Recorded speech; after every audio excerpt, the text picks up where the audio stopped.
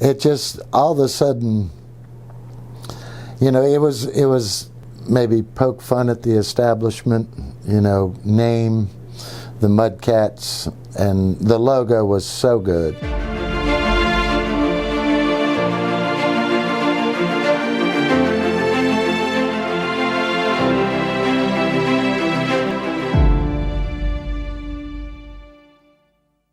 You know, we were sitting, our staff, and this was in January when we were in Columbus, Georgia, and our staff was sitting in the office.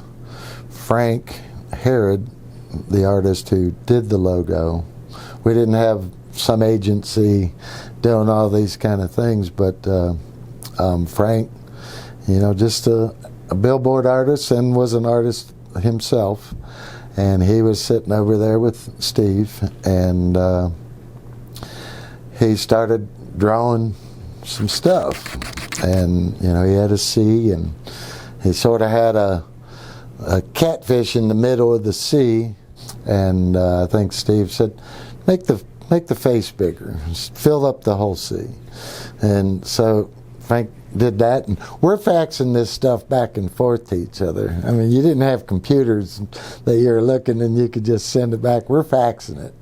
And so he'd get it, and somebody said, put a tail on the end of that, and so he put the tail on there.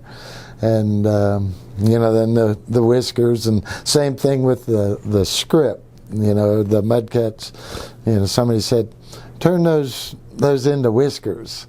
And Frank would do it up and send it, and we're coloring it and sending it back and stuff like that. And finally, it was about a 2-3 hour process, and we said, this is good.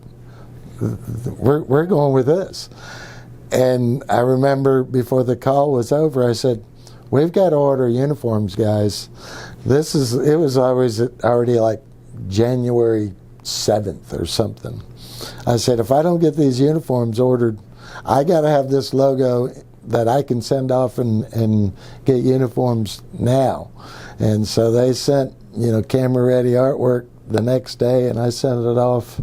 I think we ordered, it may have been January 15th is when we ordered uniforms. We had to actually kind of go with a different company that wasn't Rawlings or Wilson because they were so busy. We went with a different company the very first year to be able to get them sent to us in time to be able to have them for opening day. But that was the process of getting that logo done. And to this day, you know, you tell people that spend all this money on agencies doing all these different artwork and stuff, and we sat there with a little hippie artist in a room sketching away in 2-3 hours, and he came up with both logos. That was just a smash.